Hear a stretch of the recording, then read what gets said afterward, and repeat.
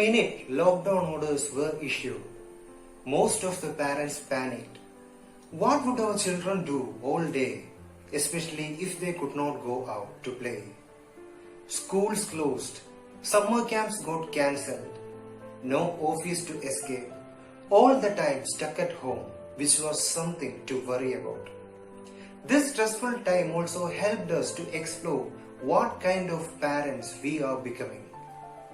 I am not going to speak about the traditional parenting style, but just reminding about 3 common types of parenting which we will see once the lockdown gets over. Number 1. Helicopter parenting. It's a kind of overprotective parents who discourage the child's independence by being too involved in their life. It includes over-controlling, over-protecting and over-perfecting. They interfere in their child's tasks which they are capable of doing alone. Helicopter parenting can be developed because of 4 reasons. Fear of consequence. What will happen if child do something alone? Fear of anxiety. Whether the child can do it alone. Overcompensation. The parents who felt unloved, neglected or ignored as children can overcompensate with their own children. What they didn't get as a child, they want to give it to their children in plenty. Peer pressure, especially from other parents when they see them over-involved in their child's life.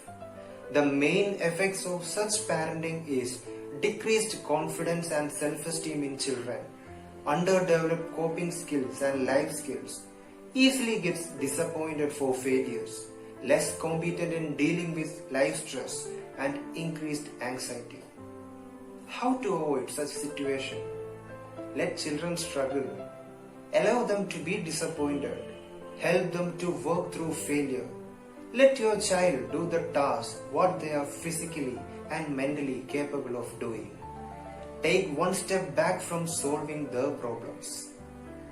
The same kind of parenting in much more extreme is bulldozer parenting.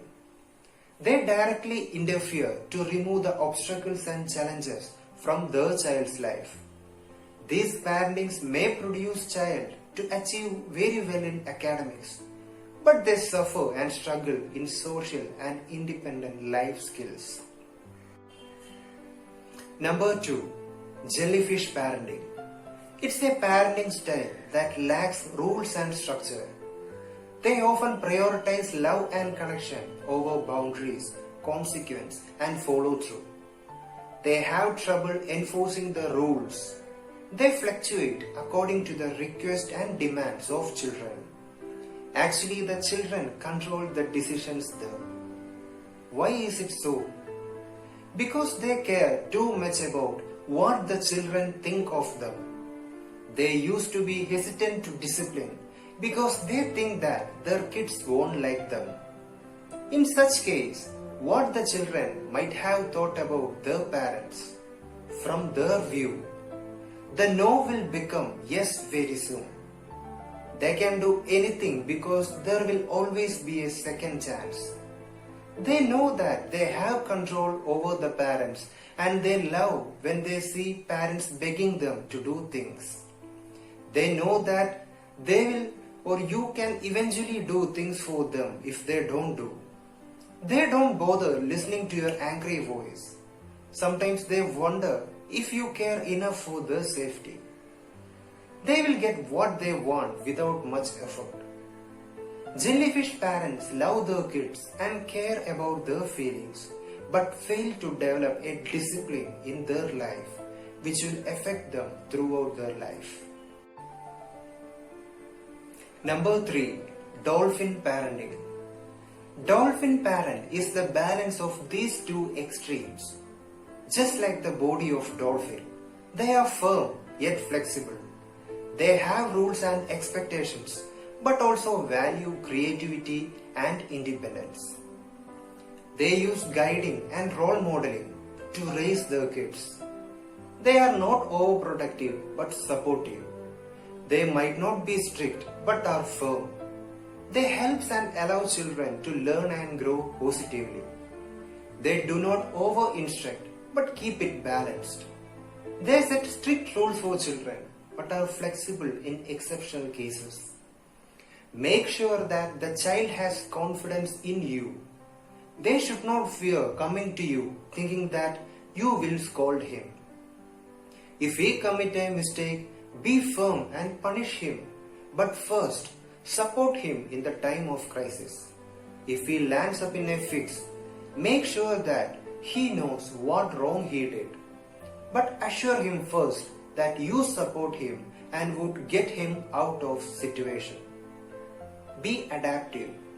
When a child starts growing, the time also starts changing. So adapt to the change that's happening around you in terms of parenting. You can't have the same rules for your 10-year-old child when you have made when he was 5 years. Don't overschedule. It's not necessary that your child will be as competent as other children. What worked for others might not work for him. Don't burn him out or don't tire him with harsh activities. In our country, there is a trend of enrolling children for coaching classes for competition preparation from class 6th onwards. Do you really think it's necessary? Parents of 10-year-old is trying to prepare him for civil service exam. They don't even know whether the child has the capabilities and dreams for IAS. A 12-year-old who is not even sure of his life interest is enrolled for something he was never thought of. As a parent, your job is not to fill a bucket, but to nurture a seed. Managing long hours of coaching with school and homework is terribly tiresome. It also leaves him with no time to relax. Don't overschedule things for them. Busiest, sleep deprived and pressurized children are not always successful. A high rate of success is based on mental peace. So once the lockdown gets over, realize which parent you want to be.